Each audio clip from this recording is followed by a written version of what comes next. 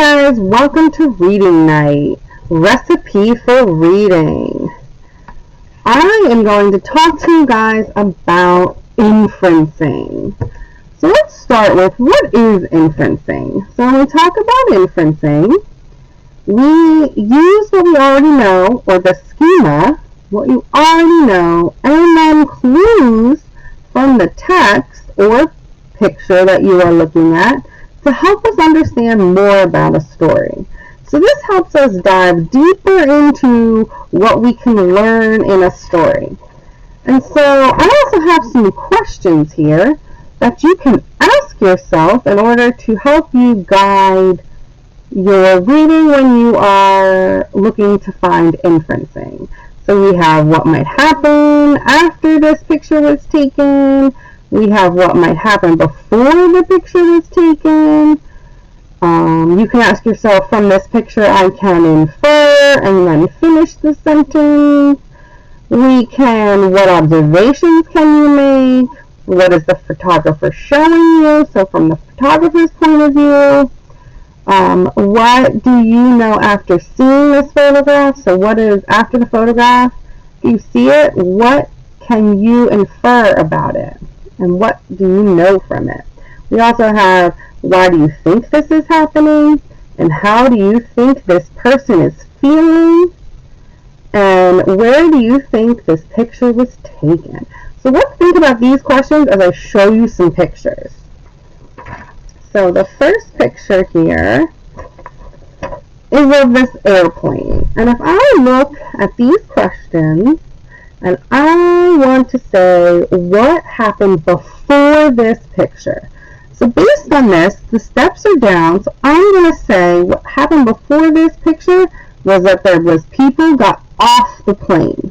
So the plane landed and the people got off the plane. So that's what I'm going to infer.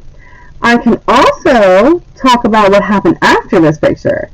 I infer that after this picture, everyone went into the airport, because I know that airplanes stop at airports to let everybody out. Another question you could ask is, how do you think the people were feeling? I know when I get off of a plane, I'm super tired from all of the traveling. So I'm going to infer that people could be really tired because they're coming off of the plane. So let's try this with another photo. So here's a photo of a ship, and the ship has fallen over. So the first thing I'm going to see is, what do you know after seeing this photograph? Well, something that I know is that the ship could have fallen over and now it's running with water because half of the ship is inside the water. I'm also going to infer about how the people are feeling, because if I was on a boat and it was tipped over, I'm really scared because the ship is having water in it. And where do you think this photo was taken? So I think this photo was taken somewhere in where there's ice, because over here I see some ice in the back. So I'm going to say it was taken somewhere cold where there's ice and it fell down. Maybe it hit a glacier like the Titanic movie. It could be. Alright, let's try it with one more picture. So let's look at this picture of this little girl. She's in the sink doing dishes. She's got rollers in her hair. She's got gloves on. So what do you think happened? What do you think happened after this picture? I can infer she's doing all the cleaning. She could go and take a nap because she looks so tired with her hand over her head. And I know when I go and clean, I am super tired afterwards. So maybe she's going to go take a nap. Some other observations I can make: she's got rollers in her hair, so she's getting ready to have her hair curled, because that's what rollers do to your hair.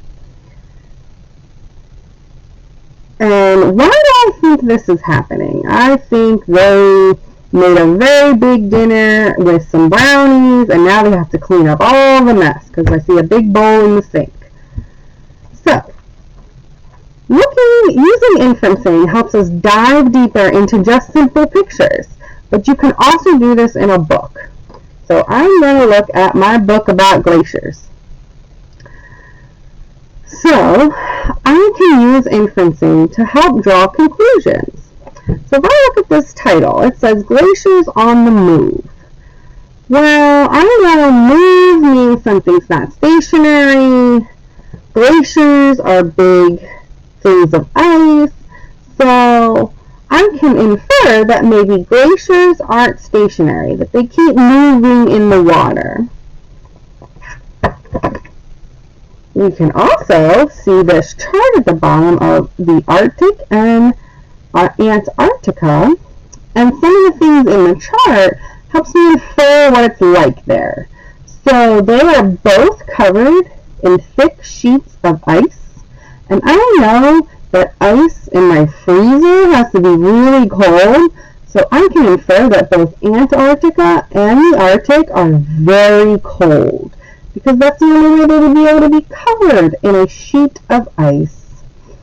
Also, you can tell that maybe Antarctica is colder than the Arctic because it gets a lot less people living there. The Arctic has 4 million people living there, where Antarctica only has 5,000 in the summer and goes down to 1,000 in the winter. That must mean it's not very nice to live because it's super cold. So let's look at this picture. This picture is of a polar bear. And I can infer by this picture that polar bears probably have really thick skin and fur because they live in the Arctic where all that ice is and the cold water. And I can infer that maybe they like to go swimming because he's about to walk off of that glacier into some water. So we can use inferencing before we even read a story. So let's read this page. So I'm going to read it. Picture a river of ice. This huge mass moves very slowly across the land. It churns and pushes forward as it flows. This is a glacier. Glaciers form in very cold places. Snow falls but never completely melts. Over time, snow layers build up. As the outer layer melts, water seeps into the snow. Then it refreezes. It is this melting and refreezing that creates a dense ice pack called a glacier. A glacier's heavy weight causes it to move. Some glaciers form high in the mountains. Gravity pulls them down the slope. Some glaciers carve deep valleys as they move. Glaciers shape the land in interesting ways. Glaciers may be big or small. They form in many different shapes, but no matter the size or shape, one thing is certain: every glacier begins the same as a tiny snowflake. So, because glaciers are made out of ice and they are near mountains, I can infer that wherever they are created, it has to be cold, because I know the only time it snows around here is that if it is very cold outside. So I can infer that glaciers have to be somewhere very cold, and it has to stay cold because in my text it talked about not fully melting and not fully going away. So that means that it stays cold all the time. I can infer that wherever glaciers are in the Arctic or Antarctica, it stays cold all the time. So this is your recipe for the night. And remember, when making inferences, you're using clues from the text and things that you already know to make an inference to help you better understand the story. Have a good night, guys.